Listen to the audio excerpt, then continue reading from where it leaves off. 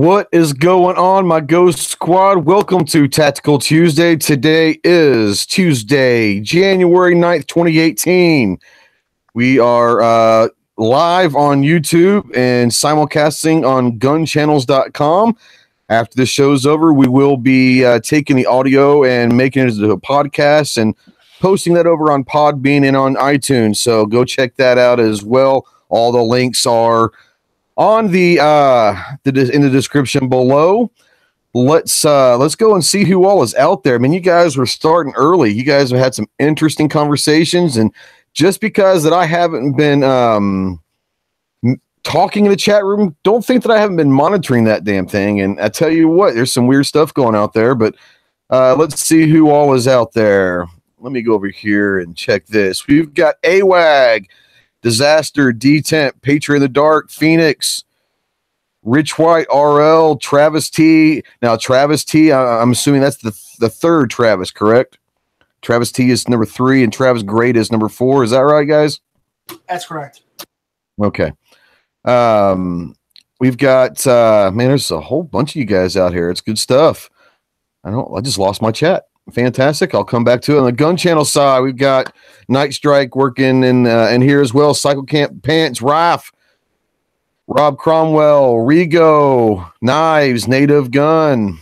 Let's see if I can get back over here. Yeah, we got Phoenix, D-Temp, Janice Gay, Travis T, Rich White, the 1% RL, Tardot, Scott P79, Grim 90. Grim, I sent you a link if you want in, bro. Come on in.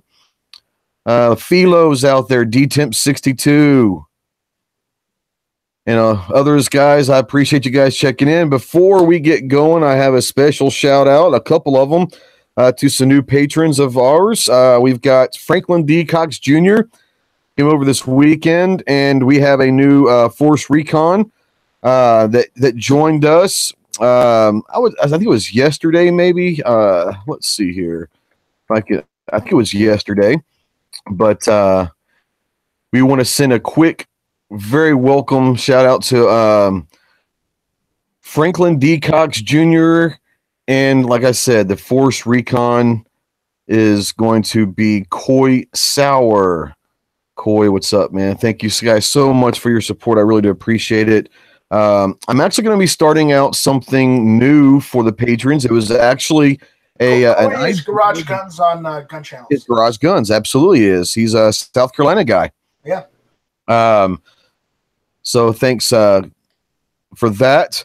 I want to say real quick that I just put out the January 2018 version or edition of the Drill of the Month. It went out about an hour ago, so I know a lot of you guys have actually already seen it, but I'm going to put the link out there on the YouTube and on the Gun Channel side.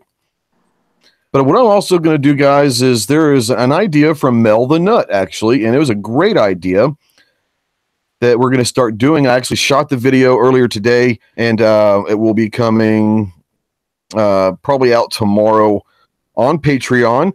And Mel actually had a great idea of doing, since I do Drill of the Month for everybody, doing a separate kind of a Drill of the Month just for my patrons and doing all that. So I've got a special Drill of the Month. It's going to be separate from that one that I will be putting out on Patreon tomorrow. So I'm going to start doing that every month as well as a Patreon only Drill a month, where it's kind of a competition within the family, within the Ghost Squad itself. So I'm looking forward to that. I would be remiss. Let's see here. I'm not real. Darts looks like fun. Yeah, Travis, it's still different. I wanted to start doing some stuff, especially during the winter months, that will take less rounds to complete. Because I know you guys are shooting in the snow, or some of you guys are going to be indoors at a indoor range, and you might only have a specific amount of time. So we're going to start doing some smaller round count drills for the next couple of months during the winter time. But still some fun competition stuff that just some cool ideas that I've seen and found that I thought would be cool. This one is darts. So you get a dart board, you get 6 shots and all that. So check that link out. I hope you guys enjoy it. I want to send a quick shout out to a new viewer out there. He's a friend of my daughter's actually, and watches some of the stuff. And he said he'd be watching tonight. So if you're out there, I want to say a special shout out to Storm. Young man, I'm watching you, so be careful. But he's a friend of my daughter, so yeah. So we're all watching you, Storm. We're Be all very careful, Storm. We got our eyes on you, boy. And we all have guns. He is a gun guy, a gun kid, I should say. But yeah, it's one of those things that he said he'd be watching tonight. So I'm going to give a quick shout out to Storm. So welcome to the show, Storm. Welcome to anybody who is out there that is their first time to Tactical Tuesday or the Ghost Tactical channel. We welcome you. We got a fun show tonight. We've got some things to talk about. From California, that is Dale Mogg has actually changed his name to From California, but still 2A something. I can't remember exactly. It's a big, long name, but it's Dale Mogg. If you guys remember him, he changed his name. So, but I want to do real quick, guys, is run it through the room real quick and say hello to all the guys in the house. From Washington State, we've got Two Hottie himself. What's going on, Bo? Hey, what's going on? Hope everyone's doing well. Thanks for the invite. Glad to have you as always. Import number 1 from South Carolina, the outlaw himself. Ellis, how's it going? How'd your show go today? Yeah, it wasn't bad, and thanks for having me, man. Always happy to come on your show. I appreciate it. Sorry I had to cut out of your show a little early. I had a phone call I had to take, but I appreciate you for having me earlier. Import number 2. I'm not sure which one's number 1, number 2. I'm going to say import number 2. He who strikes at night, the devil with the blue dress on, Night Strike. How you doing, buddy? Thanks, Ghost. Thanks. I love you, bro. Great to be here. I think I'm not sure with that intro, but let's move on. All right, we'll move on. From the Sunshine State of Florida, we got Tack Daddy in the hizzy. What's going on, Tack? It's all good, man. Thanks for having me on. Appreciate it. Happy Tuesday, everybody. Thanks for coming on. Jelsma from the great state of Texas. Jelsma I want you to talk a little bit. You had your first live show last Friday night. So say hello to everybody and tell me how the show went. Hey, what's going on, you guys? And thanks, Ghost, for having me on. Hey, it went really well. Clover showed up, saved the day like usual. We talked about some predator hunting as conservation. We got into some 2A discussion, and we talked about some new firearms of 2018. So it was pretty exciting. There you go. Well, you guys, we're going to talk a little bit about that later on the show. So that's awesome. And from Connecticut, man, this guy, if you want to talk long rifles and collectible rifles, old rifles, if you want to talk about that kind of stuff, this is your man right here. Cycle Camp, how you doing, my friend? Oh, I'm doing fine, thanks. I'm not allowed to drink tonight because Night Strikes wants me to be okay for his chat later on. So instead, I'm speedballing and doing cocaine. So, oh, sweet. Are you going to start drinking during hit or miss, I guess? No. I'll give him a break and try to remain sober this time. But yeah, it's another great day today. Bought another gun. Can't go wrong. What'd you get? Oh, I can't talk about it. Okay, you got a video. You just posted a video about a little while ago. Yeah, that was the cleanup on that other one that I got. Yeah, okay. I haven't had a chance that I was doing show prep, but so what's your goal for 2018? Vince is in the house. What's going on? Like a gun Two Live Move, you're next. What's going on? Jeremiah Elm. Sorry, I just totally talked over you, and I apologize. Lockjaw, Gunpowder Beauty from California, but still Pro 2A. I got some guys just showing up, so welcome to the show, guys. Sorry, Hottie, what were you saying? I was just asking Cycle, what is his goal for 2018? A gun a day or what? Holy. No, I ended up only buying like 17 or 18 last year, so I figured I'd start the year off right. Actually, I was going to buy another one today, but somebody got there before I did and bought it out from under me. Well, right on. Are you saying that there are friends of yours that would buy a gun from underneath somebody else? I can't believe that would happen, Foos. Friends, we're talking relatives. That's even worse. But he didn't get it either. They bought it out from both of us. Oh my gosh, that sucks. Well, next from the great state of Texas, my home state. I wish I still lived there. Actually, I like Arkansas, but I wish I was still a Texan at heart. Clover Tack, the tactical leprechaun. How are you doing, my friend? I'm doing well. Thanks for bringing them out. Hey, everybody. Yep. Absolutely. Always enjoy having you guys. We have the same kind of a guys pretty much every week, but there's a reason for that. I enjoy these guys' company. They bring really good insight and all that. I'll try to add a new one here and there and all that. But these guys always seem to bring really good insight. And we just like having Ellis and Night Strike on the show for another reason besides they're just our mascot. So we enjoy having them on. Thanks. Hey, Trey, Wow. Yeah. bite me. No, thanks. I'm not hungry anymore. I already had my snack for the night. All right. So before we get going, let's talk a little bit about what's happened. And I know LSU had a show talking about the Travi, and I don't want to give them a whole lot of publicity, but they had the president of the Travi, P11 out there, as I like to call him, Crackle P Senior. He was on your show, and he was kind of giving some insight about the Travi, and we're going to talk very, very briefly because I don't want to give him a whole lot. But Russ Carr, what's going on, guy? Explain to me what Travis was saying. That are we like an experiment to them, or what was he exactly saying? Yeah, that's basically it. They control us. They are the ones that created us. They are the reason we are here. And according to him, the earth is indeed flat. It is. And apparently they're the ones who created the dome for us, and they are doing all the exploration on the other side of the ice wall, all sorts of good stuff, Yeah, I call bullshit on all of it. Excuse me. I have questions about the moon, but I don't know who the fuck Travi is, but he don't own shit.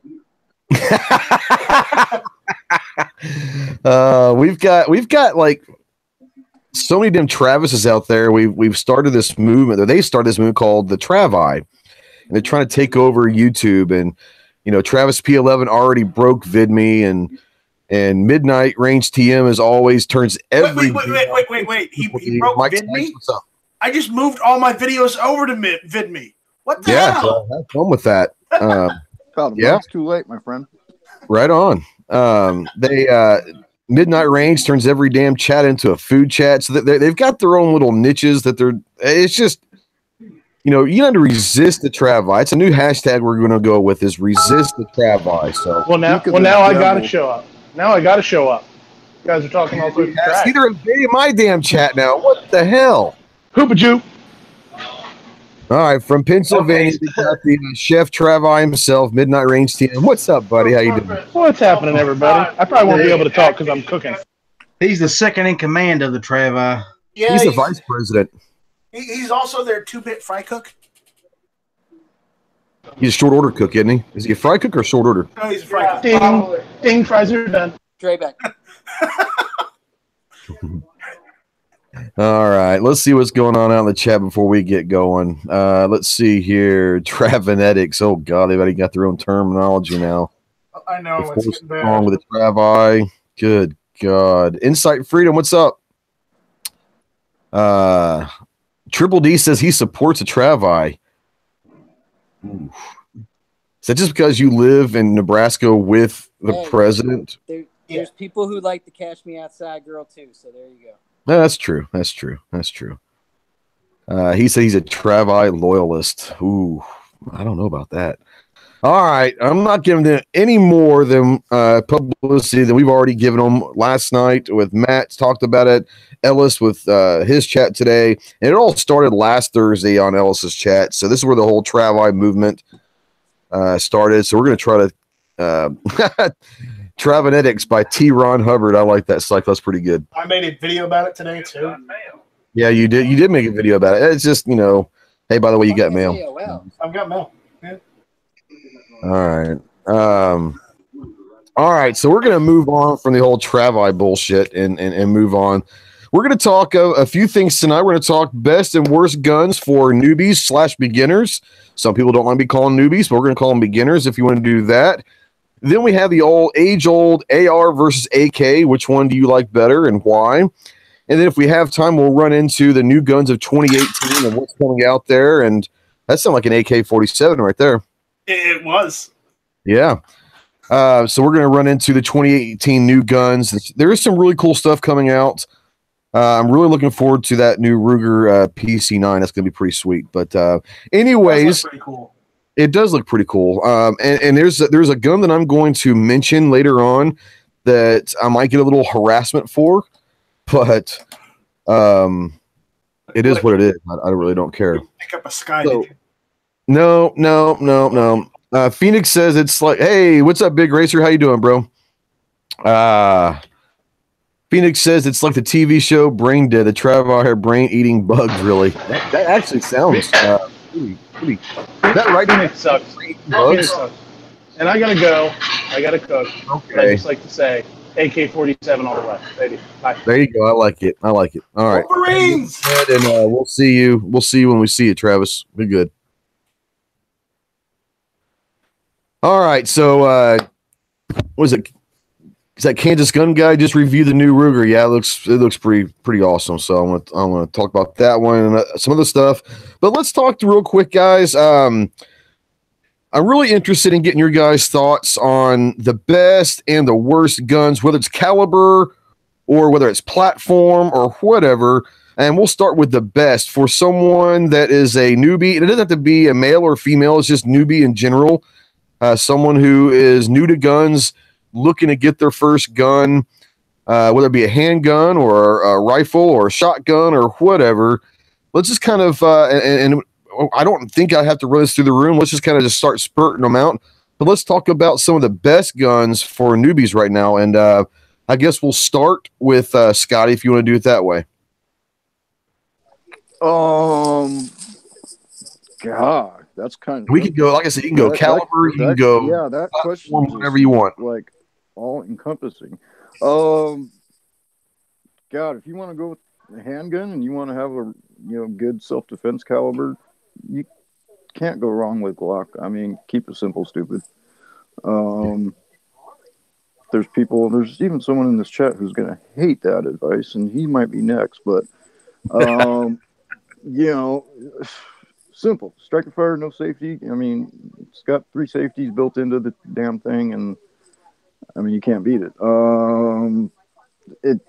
This all depends on what you're looking to get out of the gun. Good rifle for a beginner. Let's say someone younger. 10-22, man. You can't go wrong. Yep. Man, there's so many good options. I'm sure everybody else will have. Let me just go through this out there, guys. Let's talk caliber for a second. And like I said, I'm not going to go necessarily down a line. Just going to start spurting it out. But how does everybody feel about caliber? Should we start them with 22 or 9mm or 45 or 44 Magnum or what are you guys thinking about for caliber here? I got a situation. I got a situation when we're talking about 22 that I'd like to bring to light a little bit. Yeah, go for it. I was talking with a lady the other day, and she's just dead set on like a big 1911, frame 380, which is weird for carry. And it's that she can't handle the recoil. It's in the big frame. It just, the recoil, it mitigates the recoil better than this, that, and the other. So in light of that, I got to thinking, because I think it's AWAG out in the chat. He's like, 22 long rifle for, a noob. I don't know. I don't know that putting an adult new shooter onto 22s exclusively starting out and not having them experience bigger calibers. I don't know. I think that might be a bad move, because I think that, she is a coach in our club and all this other stuff. And I think that possibly her perception and all on recoil has been warped from shooting so much 22. Right. that I'm thinking, what's wrong with your 380 that you've got? What you can't handle the recoil of a 380 in a pocket pistol? You know, I don't get that. And not being ugly, but I just think that if you know, for some people, they're used to that 22 and they're used to that just next to no recoil, and I don't know, you can warp their perception sometimes. I mean, I've shot so many different calibers that for me, recoil is an afterthought. I don't care 300 Win Mag or 22. It doesn't make me no difference. I'll yank the trigger, you know. Hey, Clover, I totally get what you're saying there, but all right, my whole thing is like when I taught my mom how to shoot.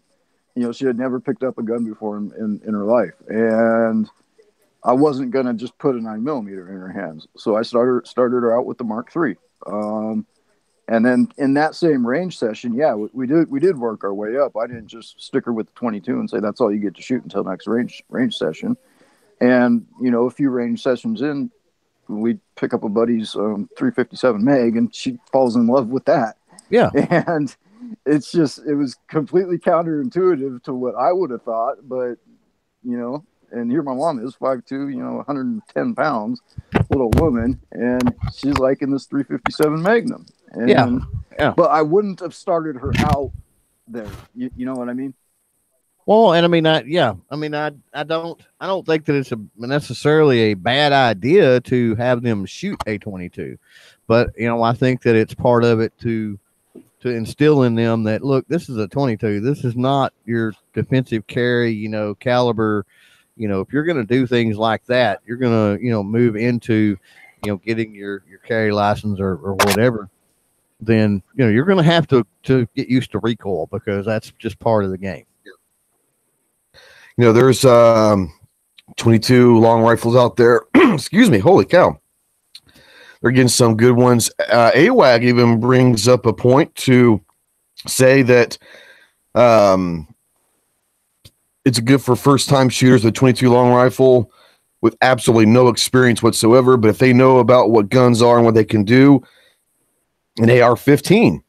I don't know. I guess if you want to put a rifle in their hand that's something besides a bolt, excuse me, 30-30 or 22 or whatever, golly.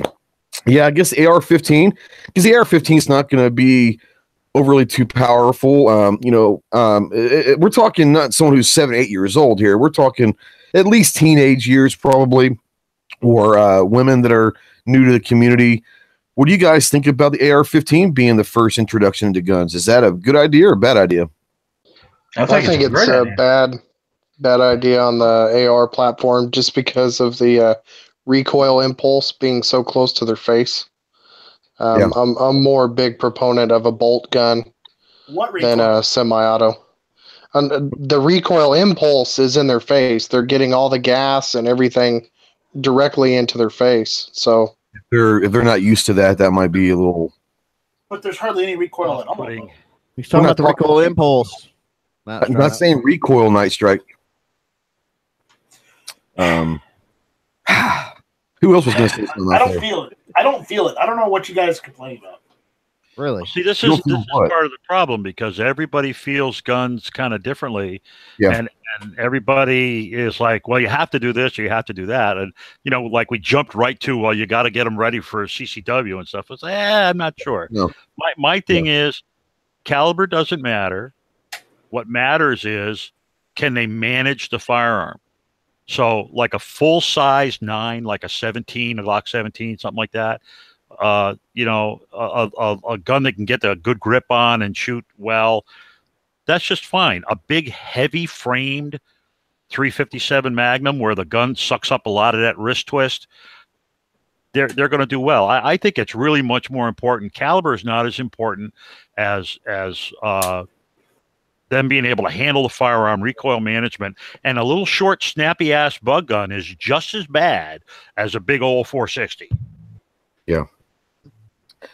Yeah, there's everyone's obviously got really good ideas out there, and like Cycle Camp said, that everyone's different. They can handle their strength is different. They can handle different things. Their hands are bigger, and some are smaller.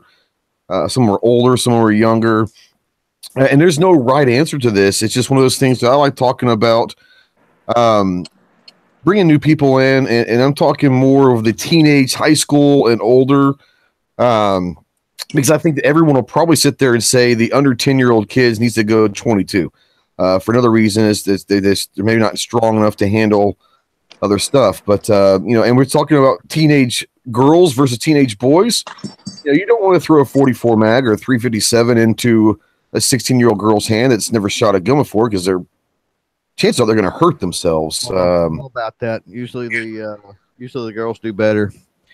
Do you really think? Really? Yeah, matter of fact, I got into trouble one time because, we had I think it was Marine Corps League Day or something out on the range that we had, and there was a couple of boys, and how boys will be boys. They can shoot anything. They're big and they're bad and they're tough and they're whatever. And so anyway, they break out. I don't know. They broke out like I want to say it was a Ruger Black Hawk or something in a 44 Magnum. And the boys jump out there, their form sucks, their grip sucks because they know everything, Yeah. And the thing nearly flies out of their hands. The girls get out there, they go through all the proper mechanics of grip and stance, and they lock this, from shoulder to wrist, they're locked out properly and everything. And no problem. I mean, so yeah, I wouldn't discount I wouldn't necessarily say that. Yeah, I mean, and like I said, there's not a right answer, and I can tell you that from my personal experience, seeing some late teens, early 20 girls shooting a 44 mag or 357 has been comical, but not saying they can't handle it. But for the first time they've ever kind of held a firearm, I've seen some, and it's been pretty funny. Now, obviously, the sample that I have is not the sample for everybody, and everyone's different. So, yeah, Hey, for Trey, sure. Yeah. I have a slightly different opinion, kind of online with some things, but slightly Okay, different. go for it. I taught both of my girls with the intention of getting them ramped up to whatever level they wanted to. But I think the answer to your question, if you ask me just point blank, what's the answer to this question for you, is started with them, a 15-year-old or an 8-year-old, a Savage Cub 22 long rifle, single shot, bolt action with a little peep scope on top. And the reason being, I think that it's very easy to teach. I think it's easier to teach the responsibility of each shot being your responsibility when you're loading and unloading it one at a time versus putting 15 rounds into a mag, shoving it up in it, racking it once, and then pulling the trigger. I think that whole teaching the 4 rules of safety is much easier on a bolt action. I think it's something that it's obvious that that's the easiest first step, and then you take them to the next level, which for us was the M&P 1522, similar to a Ruger 1022, where now all of a sudden you're introducing the same recoil, the same report, the same sound and feel they're used to, but now, as fast as you can pull the trigger, honey. And then they get into that, and then you can go from there. And that's just my personal opinion. At the same time, I had needed to introduce an adult woman, with a child. Her purpose was, I need to carry because I'm going to get into this private investigation career, and I need to be able to carry. Show me some pistols. And then, again, we started 9mm, but we started with a 22 pistol just to show the mechanics of the pistol and go from there. And on that note, the Ruger SR22 pistol is, I can't tell you how awesome I think that gun is. I put thousands of rounds through it. I think Ruger makes great products, so definitely in 22. So that's my opinion. Yeah, obviously anyone can handle anything, and a lot of great input on the the fact that a heavier gun's going to have less input. So it's all those different things. But when it comes to, hey, I've never shot a gun before, the other thing that I think that might be worth the discussion is, again, the misnomers around it. If you get a woman that's only watched CSI before and never been on a range, and you take her out there and put some regular earmuffs on her and get her next to a couple of guys that are banging out an AK or an AR pistol, that's not something she's ready for in a lot of cases. And I'm not even saying just a woman, and guys too. Right. So I say start as small as you can, work up from there, and obviously at whatever rate you can move them up the ladder, go right ahead. But Sure. No, I agree. Like I said, there's so many different things, and it really depends on also the person who's instructing the first time what they like. Some people do like the bolt action rifle. Some people like revolvers. Some people like semi-auto handguns. Some people like this and the other. So the person who's teaching for the first time is going to have a big influence upon the newbie as well, because they're going to kind of take what they like to shoot and what they're proficient with and what they're familiar. So if you are going to be taking someone to the range who's never shot a gun or very, very, very new to the firearm community, don't just take one gun. Take a big selection. Take a little 380 or a 9mm, a 44 mag, a 22, and a bolt rifle. I mean, take if you have them, take an assortment out there so that the first time they shoot, if they seem to enjoy shooting, no matter what they start out with, take them up that progression up the ladder and see if they enjoy. And the more they enjoy, the more they can handle it. Then you take them up to the next step if they can handle it.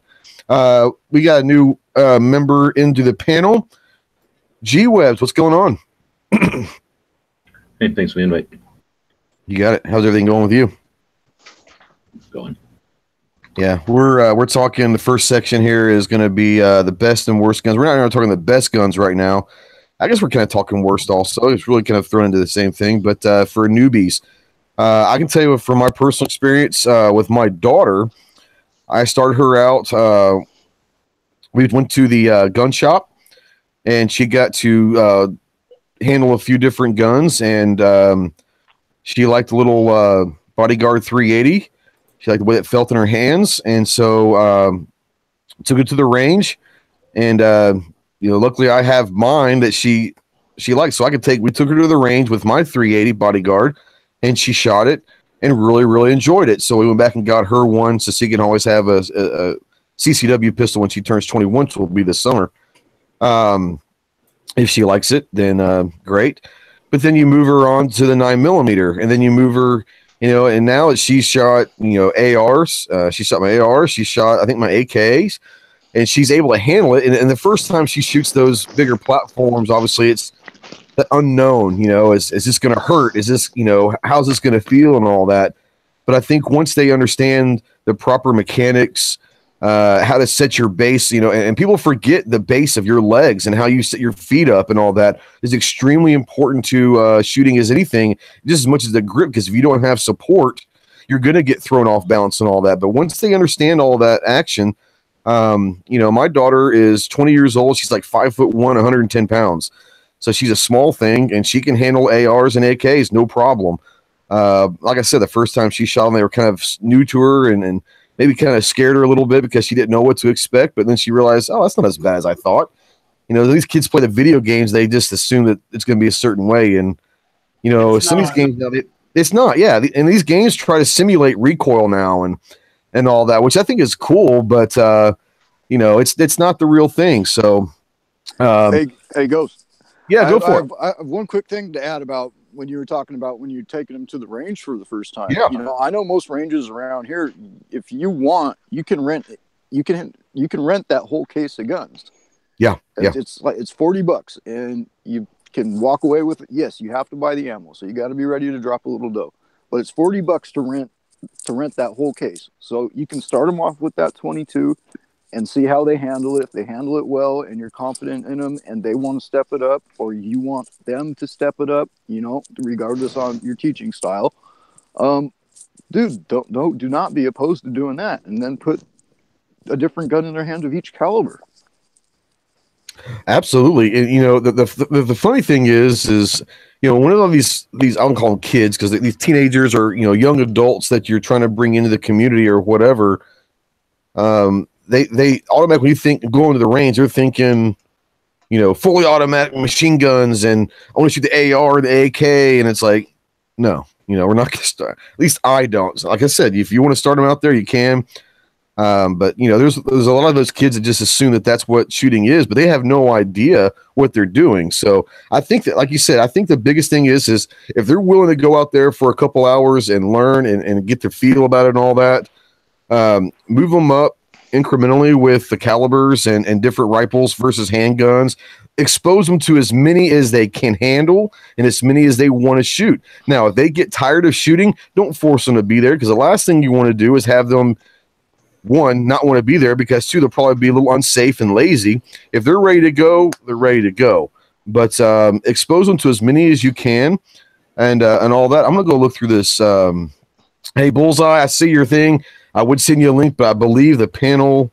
Yeah, we've got a full house. I'll get you on next week, bro. If you want to do that, I have no problem. Get you on next week. Send me an email, and we'll take care of it. Make sure you're in. Let's see here. I gotta jump in 5, Trey. So keep him on standby. All right, sounds good. Sounds good. Travis T out there, he's rather shoot a Mosin for 100 rounds than an LCP for 100 rounds. Damn, sorry about that. Oh, you're fine. I didn't hear anything. Kalishnikov says, I say a Beretta would be a good starter gun, or an AK Remington 870, or a break of action of some sort. Let's see here. Rich White said the military has taught many a soldier, Marine, and airman to shoot with an AR platform rifle. That is true. He's obviously never seen the Air Force. But there's something to that. Small caliber rifle, almost no recoil. It looks awesome. So if you're giving that to a kid, it's got an adjustable length of pull, so you can give an AR to a kid, and as long as it's a carbine, and they're gonna be able to handle it, no problem. The weight isn't so bad. Then they can go to school tomorrow and be like, "Hey, I shot an M16 all weekend." Yeah. Well, and here's another thing: is if you want to introduce them to a car, are kids allowed to go to? Are kids allowed to go to school and say that anymore? No, they're not. I mean, probably not. Yeah, probably not a good idea. I think it's a great idea. I just, if you know, I mean, according to school, they probably freak out.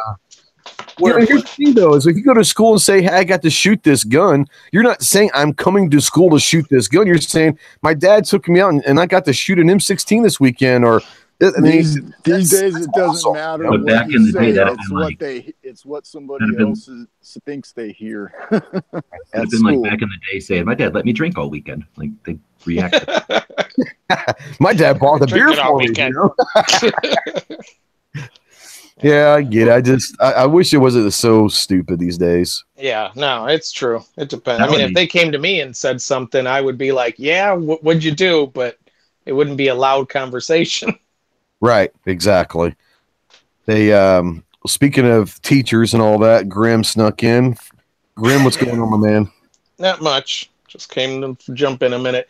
You know, I did want to throw one thing in. I only caught part of what everyone was saying is, I know the newbies I've taken, I kind of try and mentally prepare them for, like, you know, depending on what guns I have on me at the time, you know, but kind of mentally prepare them. Like, I know I heard some in the panel, and you know, you get those smaller. I don't think it's so much the caliber as the type of gun. I don't know. Because, you know, if you got an LCP, it's going to be a little more snappier versus something a little larger. So I always try and get them prepared that, hey, it's going to do this. And then if it is something like that, I usually do the 1 round in the chamber, have them put the magazine in, rack it, just to get them kind of hooked in. I mean, but that's just something I've done, like when I've taken my wife's friend, you know, I started her off on all I had on me, because it was a last minute thing, was my LC9S, which isn't that big, but she loved it, and she ate 200 of my rounds up.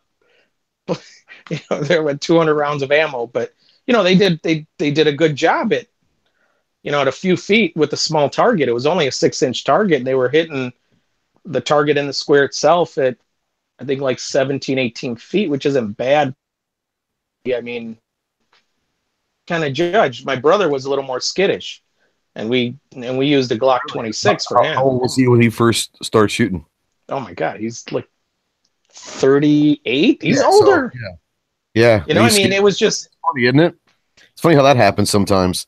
The young kids are like, "Heck yeah, let's go do this," and the grown-ups are like, "Well, I don't know." It happens a lot. So, Well, it happens a lot. It's probably all those years of pull my finger, you know. No, that's true. That's true. That's a different pool this time. Yeah. Well, anytime you can have a full-size frame that still fits somebody's hands, that's probably going to be the best way to go for a semi-auto or a revolver. Yeah, for sure. The pants over the gun channel side was saying start out with 9mm, and once they kind of get used to that, then step them up. I'm a big believer that you know, a 9mm round's probably a great round because you're going to get the recoil, you're going to get enough power for them to feel it. It's not going to overpower most people, but it's going to be enough where they learn the respect of that firearm very, very quickly. So I'm a big proponent of starting out with something in a 9mm handgun.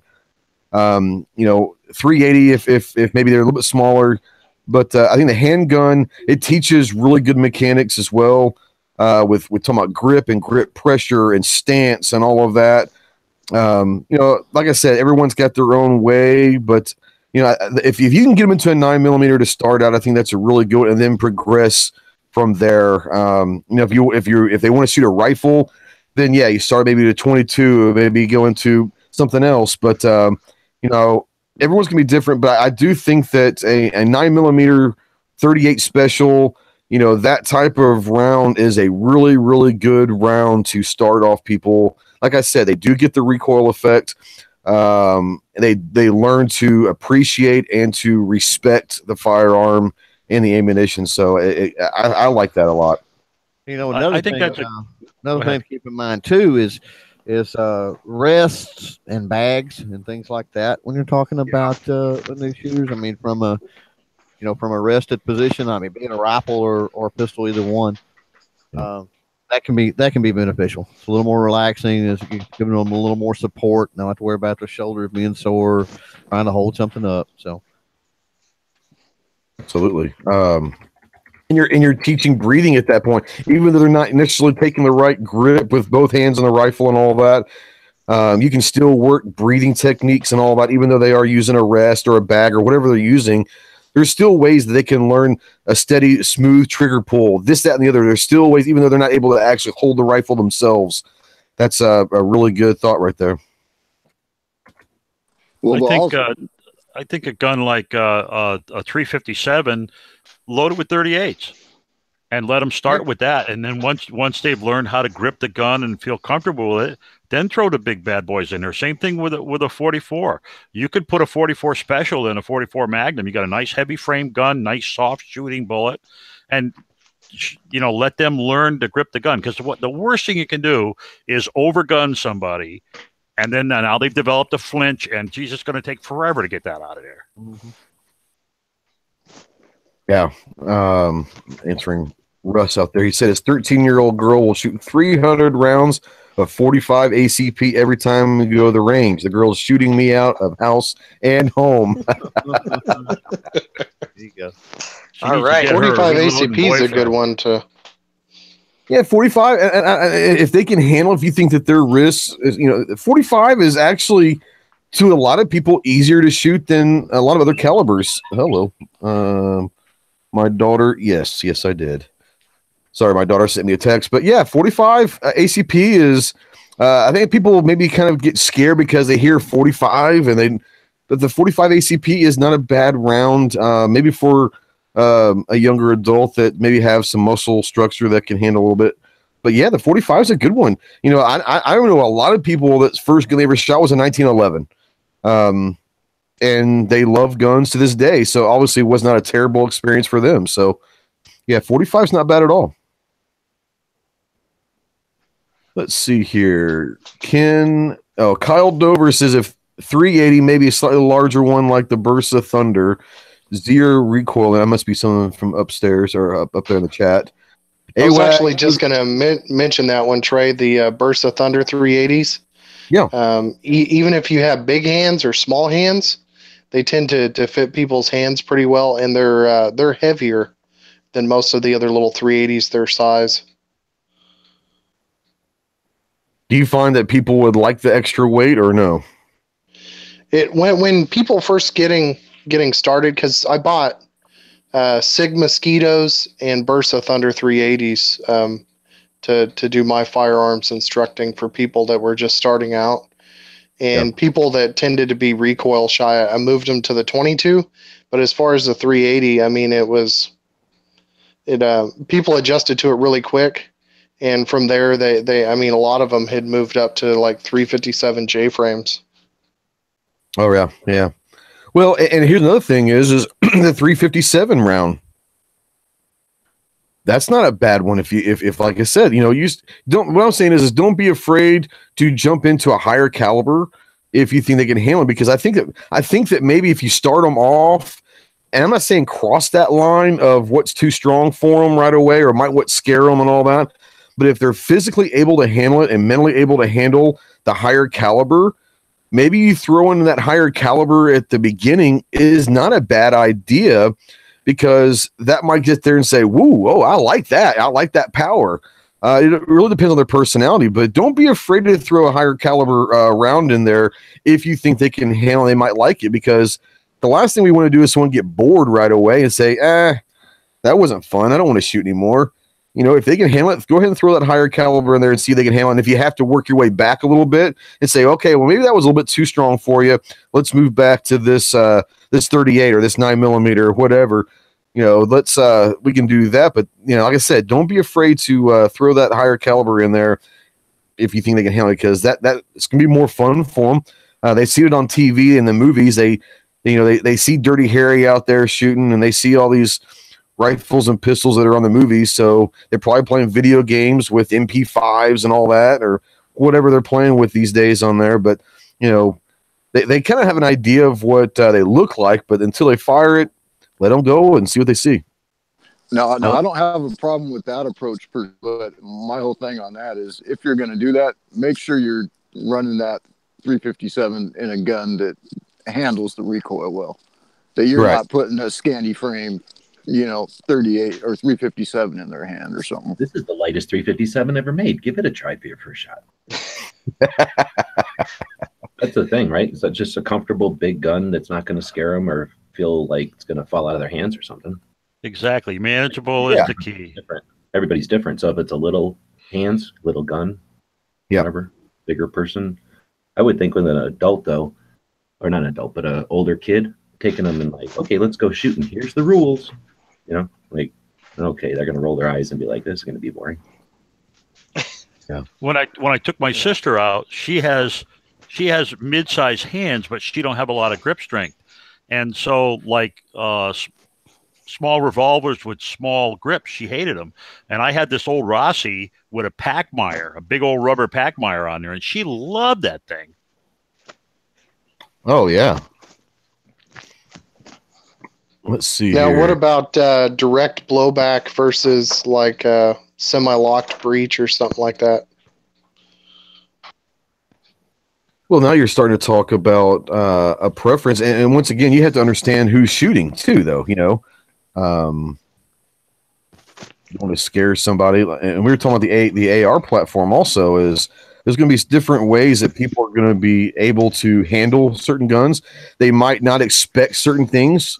So I don't know. I really don't think it's going to really matter a whole lot if you think they can handle it. I don't know. I don't have any opinion on that whatsoever as far as what they should or shouldn't do.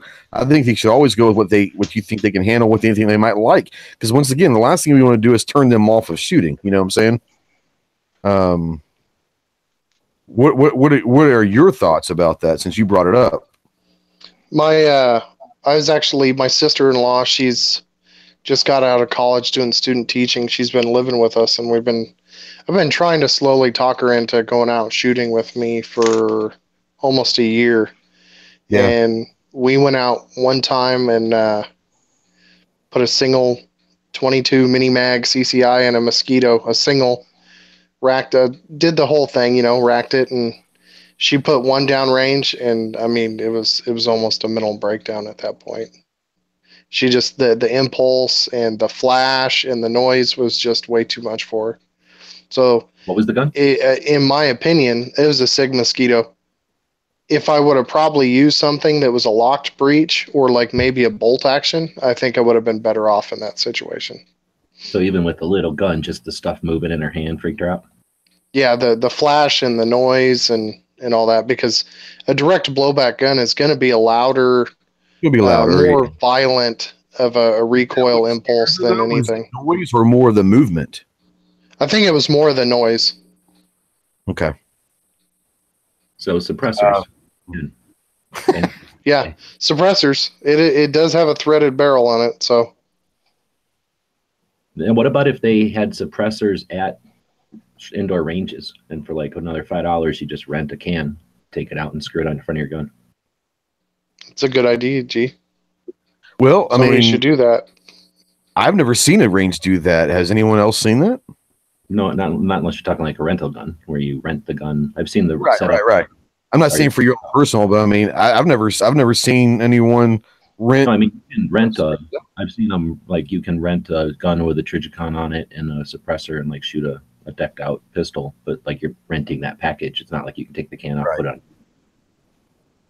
Yeah, I've never. I mean, most of the ranges I go to aren't gun shops attached; they're just ranges. And my home range doesn't even have anyone working there. It's just you have a combination lock. You go in there, you do your thing, and all that. I've never seen a range that actually. I shouldn't say that. I've been to a bunch of ranges, but I've never seen a range that actually would rent out suppressors. I think that's a pretty cool concept. That'd be interesting. All right, let's see here. AR Master, what's that? I think a range could contact a can company and just get a whole bunch of them, and then get some kind of contract for fixing them, because they're going to get broke, and then that would be like that. What do you call that? Like that, getting people into buying. It'd be like an advertisement. Yeah. Yeah, I think that'd be great advertising, and especially if they can get people interested. Like, everyone's played video games or whatever, and they've seen movies. And here's the thing about suppressors is what they depict in TV shows and the movies. We all know that's just absolute bullshit about what a suppressor does. You're not going to turn in a 45 ACP into this silent, whisper silent gun. But I think once people subsonic 45 suppress pretty good. Yeah, but what I'm saying is people think by watching movies that it's just going to be this, and I think once they get a gun in their hands with a suppressor on it, and they realize that, you probably still want, depending on what you're shooting, you still want to probably wear some ear pro, because it's not exactly silent.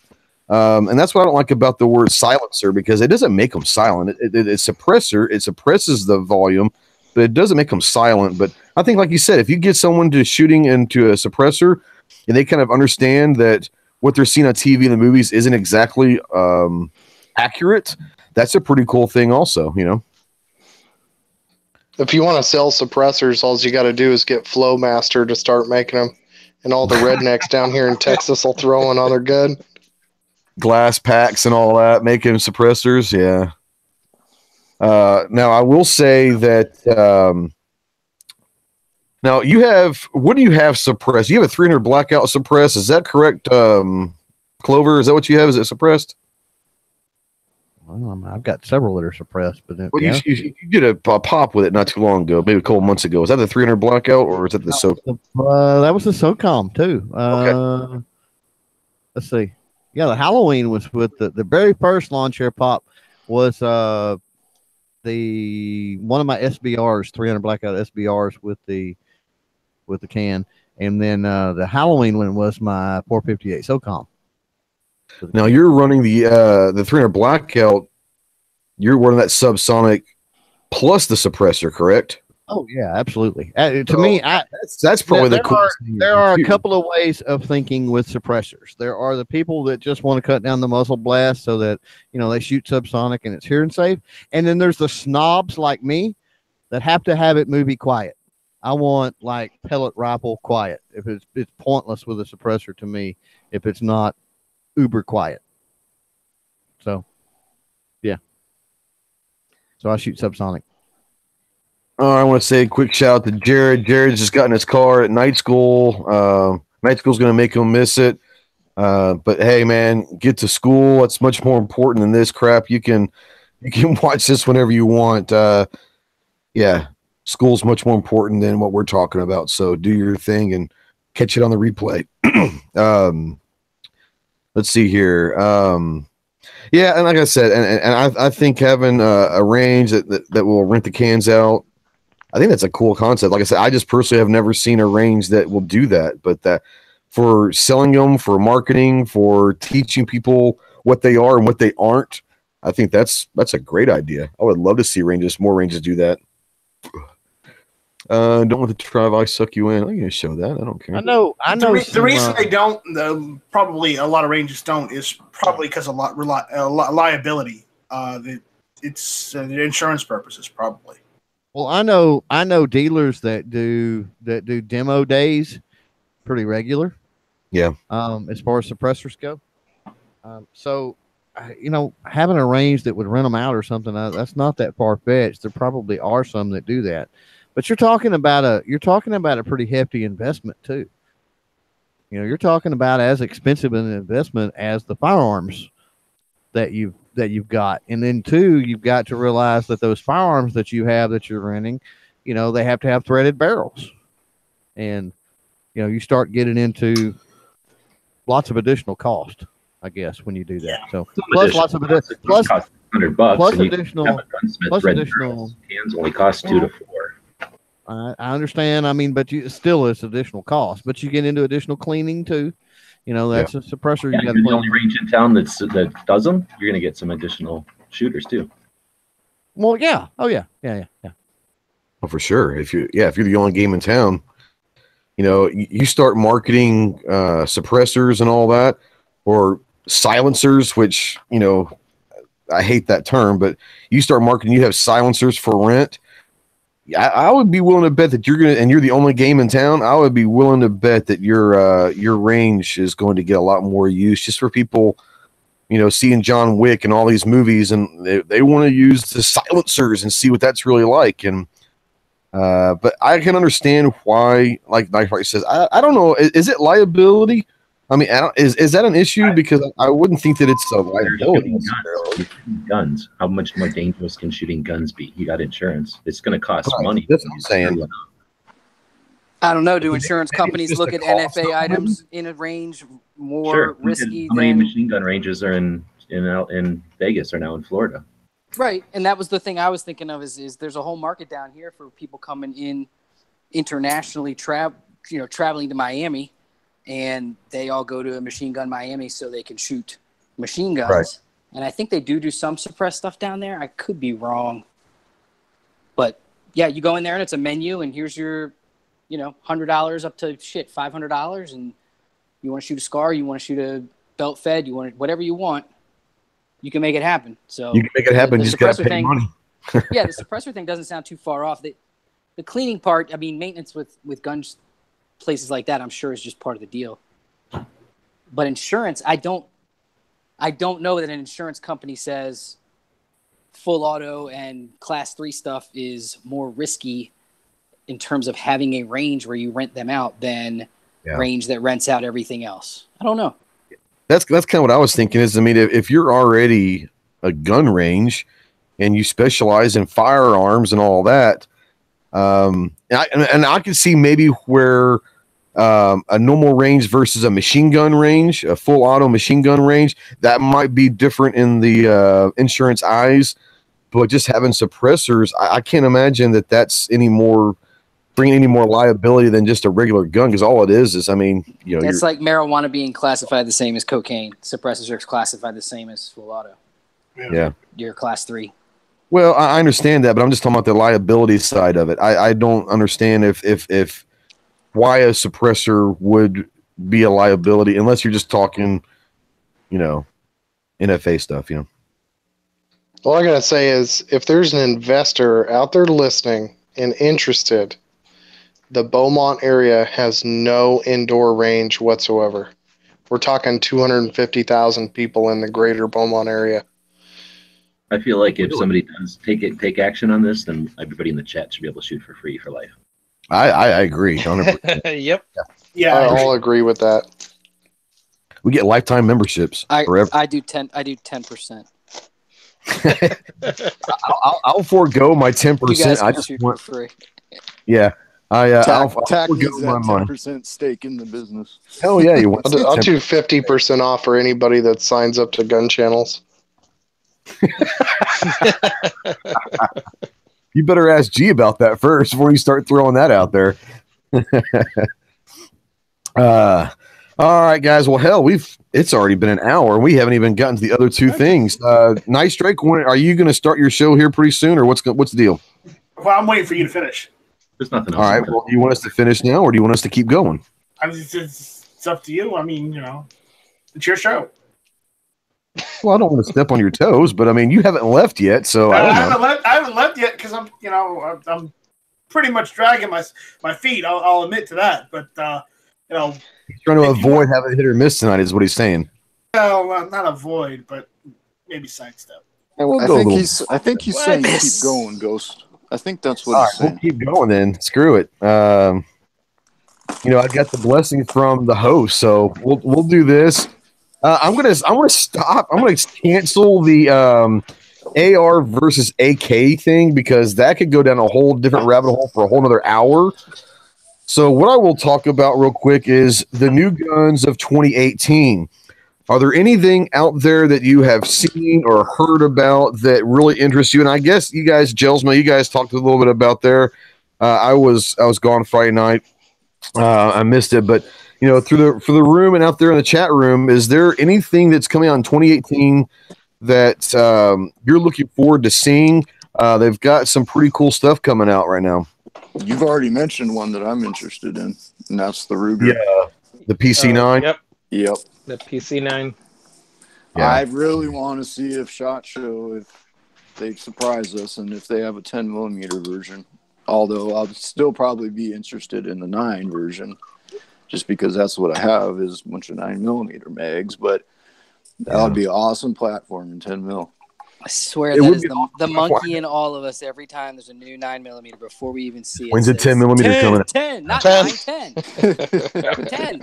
Yeah. Come on, 10. A little bigger. A little bigger. And I'm sure there will be.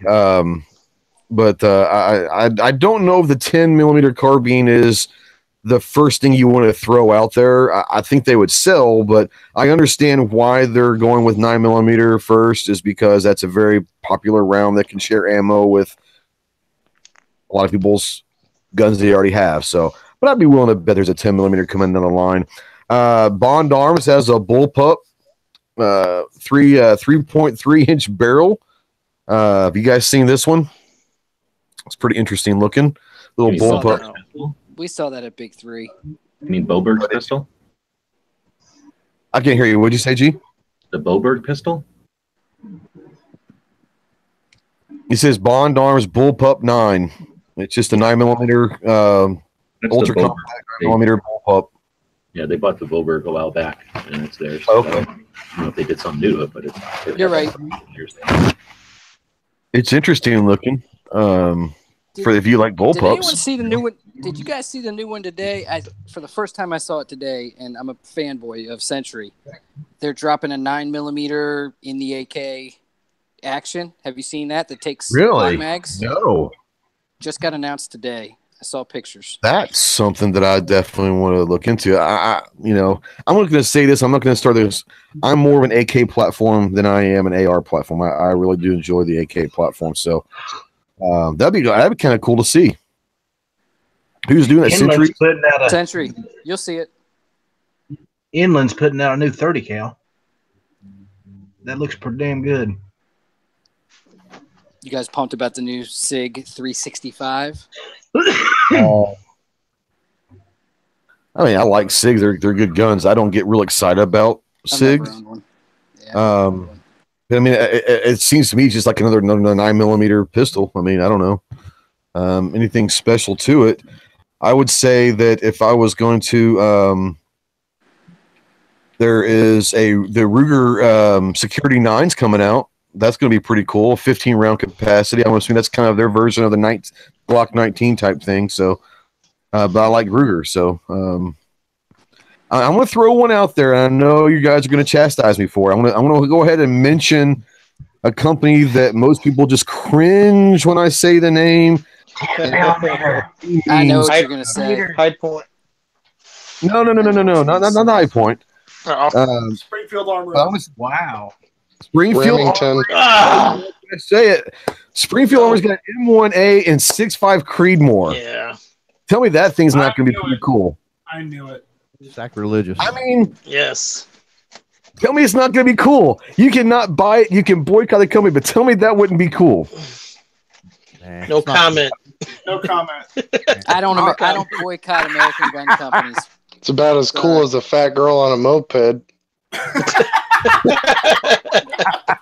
That means you've never had a people are moped. into fat girls on mopeds. That means you've never shot 6.5 before. Yeah. What do I need 6.5 when I got a 25-06? If you've never shot 6.5, you don't know. It's just that simple. Like I said, I know you, and I know for good reason, but I saw that and I said, that could be pretty cool. That could be really cool. Not saying I'm going to go buy one, but if I happen to get a chance to shoot one, I'm not going to say no. I'm not trying to be a jerk. Buy one used a year from now, and Springfield's not getting my money. Hell yeah, I'll do that. You know? Yeah. Sorry. No, I got you, Tech Daddy. I wasn't We're trying cool. to. No, it's the hotness right now, and there's a reason for it. And I've talked to some guys that again do the sniper championships and the mammoth and all that shit. And there's a reason 6.5 is what it is. It's incredible what it does in terms. It's almost of cool as the 4570 AR that's going to be coming out from Phoenix. What'd you just say? Yeah, for $5,000. Oh, yeah, it's a 4570 AR platform And that's coming out from Phoenix Weaponry. Actually, it's not even a 4570. It's a modified 4570. So that's the last thing I heard. Well, that's dumb. Yeah, that's what I thought, because they were talking about it last night, and I think the rim on the 4570 has to be shaved down or something. Oh, wow. Yeah, to fit a 300 bolt face or a 308 bolt face or something. Yeah, so it's almost a Wildcat, you know. What about the AR with the shockwave grip? What's the name of that? The Raider. Raider, yeah. That's interesting. Yeah. It's interesting. The Shockwave is an interesting gun in itself. So, Are they going to put out a semi-auto version? Well, Remington's making a box feed with their 14-inch, the TAC 14. That's going to be a box fed. I just want to say, Russ Carr, I'm not the smartest tool in the shed. I don't get the 4 emoji icon. I don't know how to put those together and understand what that's a word or words. But he basically says the High Point 10 is cooler than anything Springfield did. I love the High Point carbines. Everyone knows that. And I know that people make fun of me for that. I don't give a shit. I like High Point stuff for what they are, especially the carbine. I'm not saying that I am going to sit there and give Springfield any money. What I'm saying is there are some Springfield Armory stuff that's pretty good. Now, if I can get them used where Springfield doesn't get my money, what's wrong with that? No, Springfield does have some good stuff. They're obviously they've got some different political views, some different ethical views as to how Illinois should run their stuff for saving them money. I don't agree on supporting them, but I don't mind shooting their stuff. Some of their stuff's pretty good, actually. I know I might get boycotted from some of you guys, but that's the truth. Now, isn't Springfield also coming out with a pistol, I guess, designed to compete with like the P238s? I haven't heard about that. I can probably find out though. Yeah, Clover, I'm trying to find it right now. Yeah, I don't see.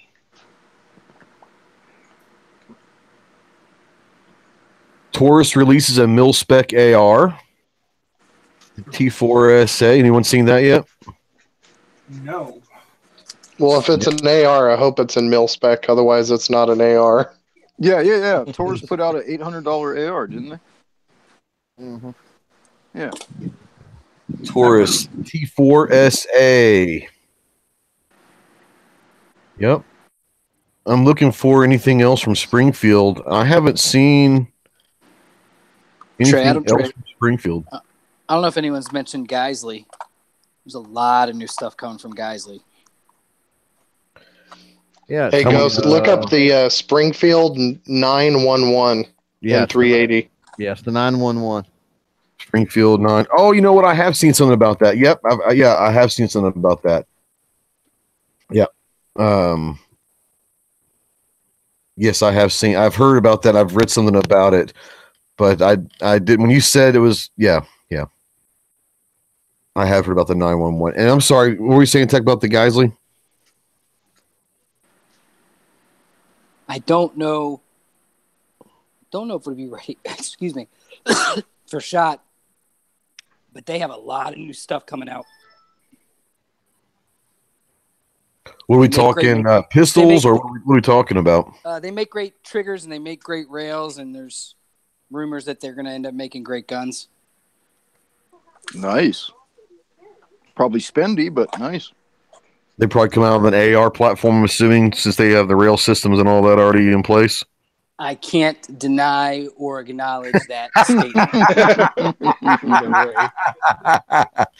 I understand. That sounds about right.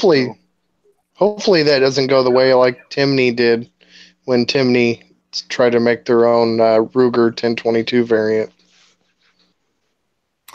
Oh, yeah, I have seen the AWAC says look up the Tavor 7. That is a bad mamma jamma right there. Yes, I have seen that AWAC. Yeah, what's the deal with that?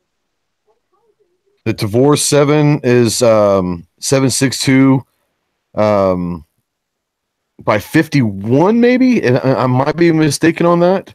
I think it's a 7.62 by 51 bullpup. So 7.62 by 51, is that? I want to say 51. I might be wrong about that. Is that equivalent to 308? Well, it's actually going to be a 308 chambered, not NATO.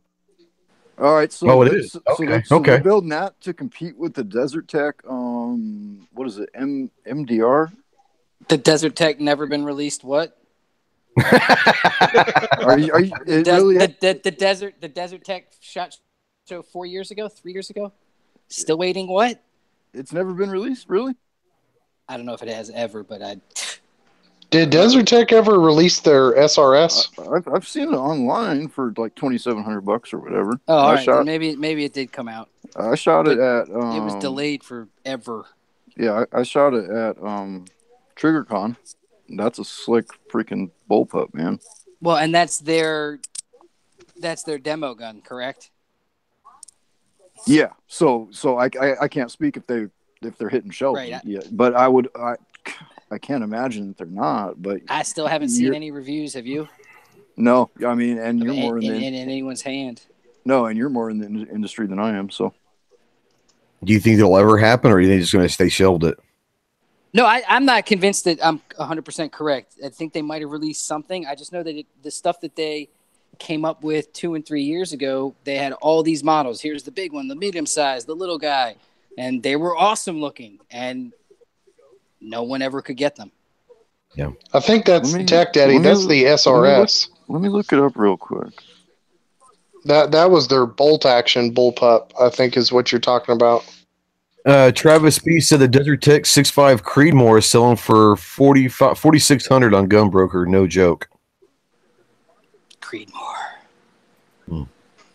6.5. I'm telling you, that's the 300 black out of 2018. 6.5 Creedmoor. So? 100%. Yes, the MDR that I'm talking about. Let's see if I can find that on MDR. That's the one I'm talking about as well. All right, so let's see if we can find this bad Mamma Jam on Gunbroker. There's a video. There's a guy talking about the Glock 19X, which is obviously the the 17 frame and a 19 slide. All right, delayed long enough. I'm gonna go start up hit or miss. All right, well, I see you saying going live. We'll get it cut out. How long do you think you're gonna have? I'm probably gonna do it in about 5-10 minutes. All right, well, I'll be done in the next 5 or 10 minutes, and we'll see you over there, bub. All right, later. All right.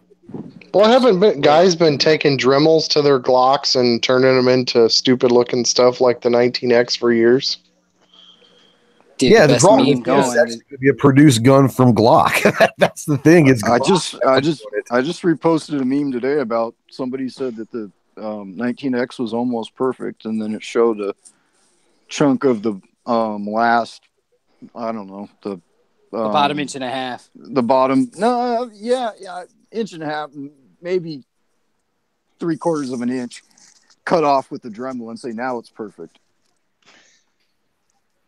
Yeah, I mean, like I said, if you like the 17 grip, then get yourself a 17. You know, if you like the 19, get a 19. I thought the concept was kind of cool when I first heard about it. I said, "Oh, okay, it'll be interesting." It's not.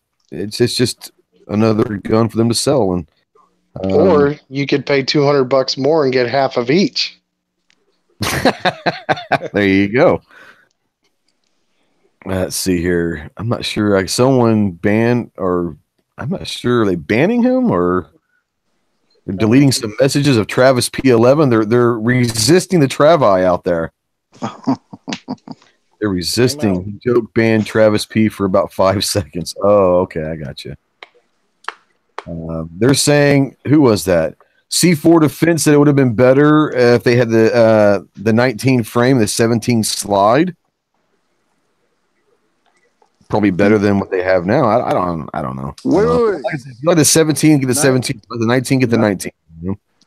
Isn't that basically, if you do that, isn't that the Glock 34? Isn't that basically what it is? No, 34 is a longer barrel than a 17, so that you can shoot competition with it. Yeah, but what I'm saying is that, but it's a shorter grip. So I mean, the 34 is basically, it might be the dimensions might not be exactly the same, but that's basically a 19 frame and a 17 slide, is it not? No, it's a 34 slide and a 17 frame. It's a full-size Glock frame. If a Glock frame, a full-size Glock frame and a compact and a subcompact aren't the same up top. So you can't just put a 19 frame on a 17, right? So that's what a 17X is it's a different frame. So the 34 is a longer frame. Yeah. The 19X is a 17 frame and a 19 slide. Yeah. And a 34 is a longer slide than a 17. It goes the other way. Still a 17 frame, but now it's a longer slide than normal. Don't forget the lanyard. Don't forget the lanyard hold. Yeah. This is the whole reason I buy 1911s. Wow. It's a lot less numbers to remember. Oh, really? There's only one 1911? Yeah, 1, 9, 1, 1. It's the only numbers you got to remember. I'll be saying carbine because it's a generic term for anything that's metal that shoots 19 or 45 at this point. They make 1911s in 9mm, don't they? Yeah, they make them in all kinds of stuff. Mm-hmm. But it's not a 1911 34 35x5 9er. Pottery out there is he's got an idea for Glock. He said new for shot 2020. The Glock 17L slide on a 26 frame called the Glock 17 CFS, compensating for something. You better watch out. They might be watching this, and they might try to do that on a 26 frame. Good God! Just call it the Oprah. The Oprah. I don't even want to get it. I don't even want to get it right now. Let's divert from that. All right. So Night Strike's gonna be starting up here in a minute. I want to. We still got 41 watching right now, so I appreciate you guys hanging on. Night Strike's gonna be starting hit or miss here in a minute. Go check that out on YouTube side at Night Strike 1. If you're on the Gun Channel side, it is hit-or-miss is their channel on Gun Channel. So go check it out. If you guys haven't checked out Gun Channels yet, please do so. It is a great community of gun lovers, pro-gun, pro-Second Amendment people, just people that enjoy talking guns. It's the water cooler of the gun community.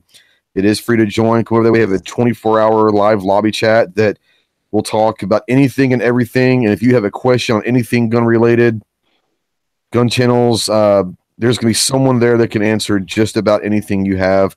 And if there isn't at that time, there will be someone in the near future. So there's always rotating people in and out depending on their schedules and all that. But go check out gunchannels.com. Let's run this through the room real quick. We'll start with Hottie. What's going on? Plug away. No, not much going on with me. Still plugging away on the Instagrams. I got a Scott, I really got to kick it in gear and get some original content out there. But other than that, just doing the reposting thing. Trying to keep that going. Hit 500. Too Hottie 206, correct? Too Hottie 206. Yep. Recently hit 500 subs a couple of weeks back. Nice. And hope the next 500 come, a lot quicker. Awesome. All right. Ellis, plug away, my man. No, not a whole lot to plug. I have a show coming up Thursday and not really have anything planned for it as of yet, but we will see what happens. Well, sometimes those are the best shows. Just kind of go free for all on them. Those are the fun ones. Yeah, we've been doing that a lot lately, so we're going to keep it up. There you go. Tack, I know you've got a bunch of stuff going on. Getting ready for SHOT Show and Funker and all that. So what you got? You got to plug anything? You got Gun News weekly Thursday night, but what all you got? You just did it all, man. Thank you. Oh, man, I'm sorry. Yeah. Unsub me if you hate me. Don't stick around anymore. That's my new motto for this year. But no, honestly, if you want to see behind the scenes at SHOT this year, make sure you're subscribed to me somewhere, either Facebook, YouTube, or Instagram. The TAC 365 blog thing is going to be much longer versions during the SHOT Show. So it'll be a lot of fun, and that's basically how I'll be wrapping up each day is putting out actually every morning I'll be putting out the blog as I do right now. This little thing I'm doing, just kind of share with the kids my journey this year. Yeah, my journey this year. So thanks for having me on, man. Appreciate it. You got it. Jelsma, you got a show Friday night? Yeah, I got a show Friday 9 Eastern. Hopefully the stuff going on with family doesn't interfere with that too much. If it does, well, I'll just have to shift the time. Wife's grandma passed away. So, but anyway, yeah, check us out on YouTube. And if you feel like supporting us, check us out on Patreon and all that other good stuff. And like always, do it outdoors. Oh, I love that. That's great. G, what you got? You got Daily Gun Show here tonight, don't you? Yeah, every night. Tech, I think that daily thing is pretty cool. Thanks for doing that. And then Ellis, thanks for talking about that AK earlier. I called that place, or I talked that to that place. They're going to send me a couple. I'll send you one of them so you can give it out to your people. Get a free one. Oh, that AK model thing, that looked pretty cool. All right. Thanks, man. Thanks, G, and I promise to keep your anonymity respected at SHOT Show. Don't show his hand. We've never met. He still doesn't trust me, but I'm throwing it out there now. Once again, trust me. There's plenty of people that I don't show. Marco, I might have to expose this year. Oh, he exposed himself in Never Enough Ammo's chat. Oh, hey. We're not. Never mind. G, besides Daily Gun Show, are y'all still working on your outdoor stuff? Is that something y'all are? When are you going to start releasing some of that stuff? No, we're 3 weeks into that. Don't worry about that. We're going to be doing I need money for SHOT. So if people want to see me do Second Amendment stuff, head over to my Indiegogo right now. It's at $100. And I got maybe about $60 for SHOT right now. So anybody that wants to throw some scratch over there, that'll give me some time to work on that. Basically, I want to research a little bit the 34, the reasons for the 34, the 38, some of the ones we don't think about so often, the reasons for the 68, and build a place over there that digs into some of that history of some of those things so that when we have these conversations and we wonder as gun advocates why this was made, or when some anti-gunner tries to rely on their interpretation of why one of the federal laws exists, that we've got more resources out there.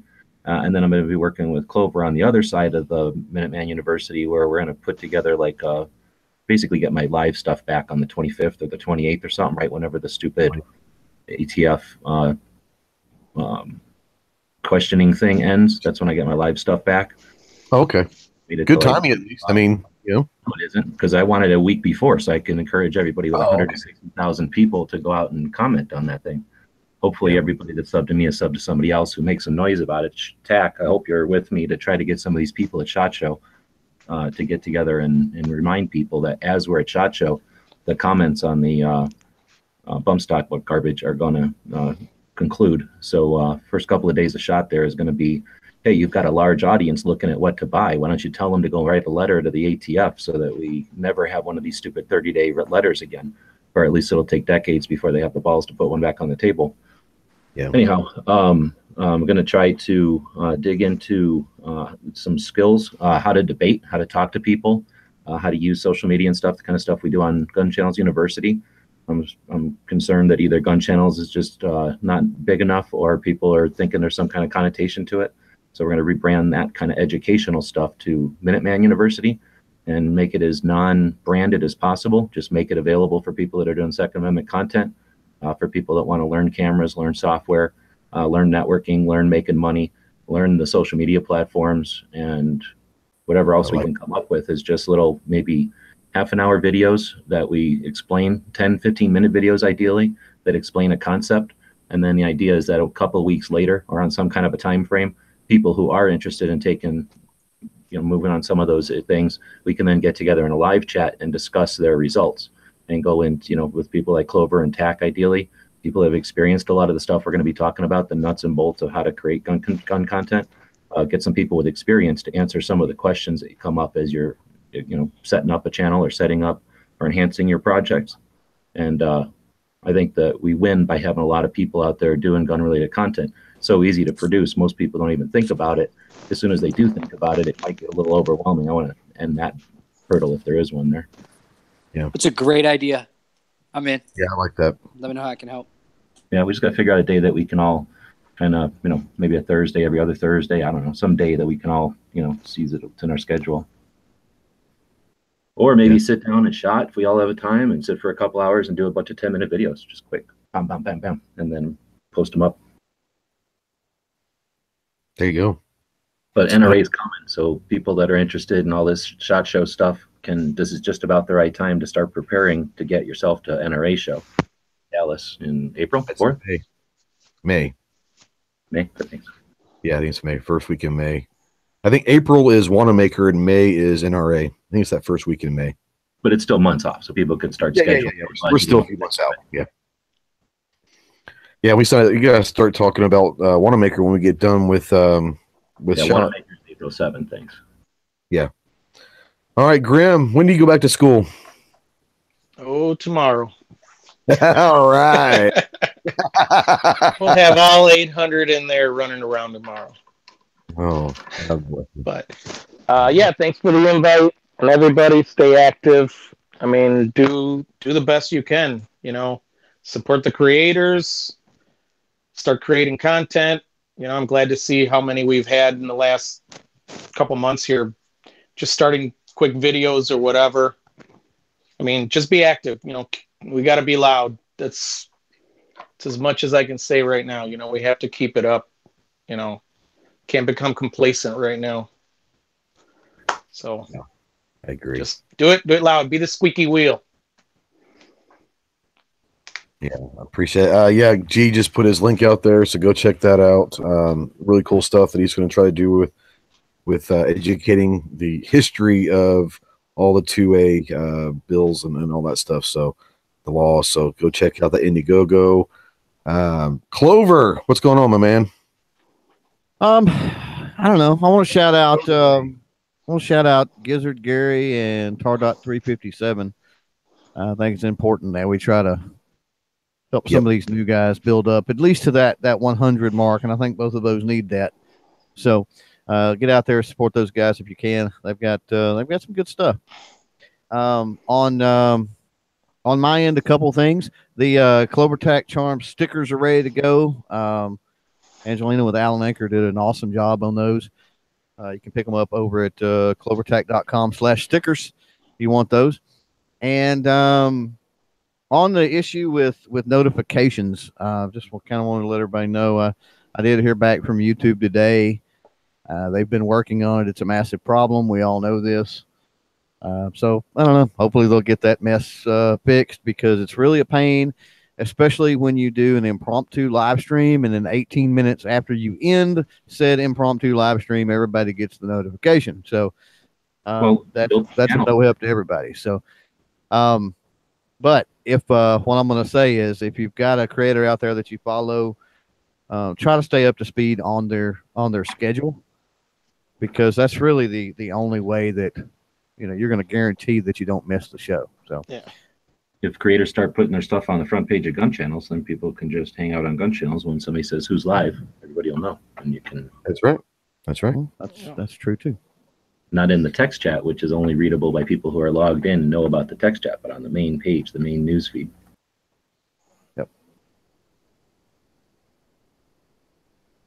Yours says probably his last chat. So take care, everyone. Shoot straight and stay safe. I don't understand what last chat tonight or what's going on, man. Yeah, he leaves out to go to work or whatever. Yeah. Oh, he's getting ready to leave. Yeah. Oh man, I didn't realize he was leaving. He leaves for a few months. Yeah. I didn't realize this. This is he has no internet connection for how long? Like 3 or 4 months or something like that. Yeah. Maybe longer. Who's that? No, he set up to 8. Isn't it? He does like 6 to 8 months or something. 8 months, something like that. He's in the middle of the ocean for 6 to 8 months. And he has zero connection to the world. So he's going to be out there with no internet. So we won't see it till. Okay, he's coming back in April. So that's not as bad as month. So. Well, you're be safe. I didn't think you were leaving until I didn't think you were leaving until April, but be safe out there. We'll hopefully still be here when you get back, and but yeah. Oh, then he's home for a month and then gone till October. Well, hell. Be safe out there. We'll be thinking about you, brother. We'll see you. I just want to do a quick couple things. I want to say thank you to everyone. I hit the 700 subscriber mark today, which is pretty cool. Heading towards 1,000, which would be the next milestone. But thanks everyone that's subscribing and watching and commenting and liking and sharing the content. We did start up a firearm content creator page on Facebook for people that are looking. It's gonna be kind of what Gun Channels is, but we're just gonna do it in a place where Facebook easy for sharing on Facebook. For you guys that are content creators or looking to get into content, we go ahead and we'd love to have you join. It's called Firearm Content Creators. It's a real simple group over on Facebook. A bunch of people have been talking about doing some of that so they can easily share from one group a bunch of different stuff to help the content creators get their stuff out on Facebook side. A lot of the times when you share directly from YouTube to Facebook, it doesn't necessarily get pushed to the top. But if you share it from within Facebook, apparently it helps. So if you can self promote, and it doesn't have to be YouTube, it can be Instagram, it could be any kind of social media, blog or anything. Come on over there, post it in there, and you want to start collaborating or get some ideas, especially if you're thinking about turning the camera on or whatever. Come over there and join us, and we will post to the Facebook side. It's just kind of a easier way to get Facebook to work in our favor a little bit. But yeah, I want to thank everybody for coming in. We're still at 26. Everyone's kind of heading over there to Night Strike. We were at 50 something at one point. So thank you guys for tuning in. I really do appreciate it. Thanks to everyone on the Gun Channel side. Go check out gunchannels.com. It's a great, great community. We talked about that already. We're going to probably try to have in the next week or so another SHOT Show roundtable. So if you guys are interested, I'll be sending an email out and we can start. We're getting close, guys. We're getting really close. I'm looking forward to it. And I know that Tack and G and myself and Clover are going to be leaving here in a week and a half or so. 2 weeks, not 2 weeks, it'll be already started by then. So a week and a half or so we'll be heading out. But thanks everybody for joining us. I really do appreciate it. Thank you again for all the subscriptions. Thank you to all my patrons. I really do appreciate you guys. And we will see you next Tuesday for Tactical Tuesday number 25. But thanks again, guys, and Semper Fi.